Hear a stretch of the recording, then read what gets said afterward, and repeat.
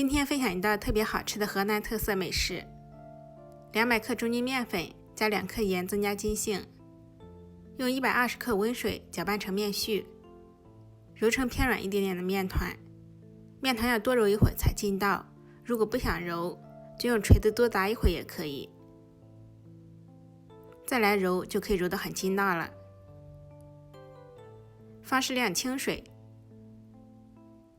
然后就这么左抓右抓，上抓下抓。抓的过程中它会变得比较散，我们可以捧起来轻轻的挤压，到最后就会变成这么一整块了。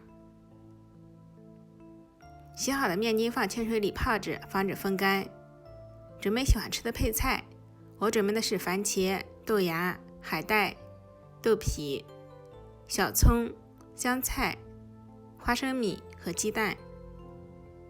番茄洗净切成丁备用，小葱切成葱花，香菜切成段，鸡蛋搅散，花生米稍微切碎一点点。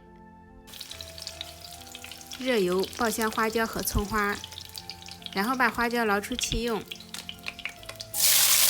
放入番茄炒出汁水，放入花生米稍微翻炒一下，再放入豆芽，少许生抽，稍微翻炒一下。洗面筋的水搅拌一下，倒入锅中，再根据家人的饭量添加适量的清水，放入豆皮、海带，加少许盐、生抽、蚝油，大火烧开。烧的过程中要注意搅动，以防粘锅。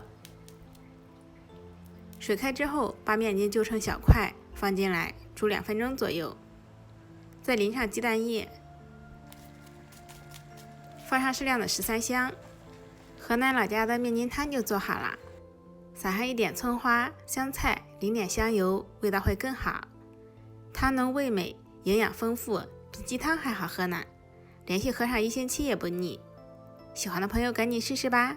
我是小鹅，下期节目再见。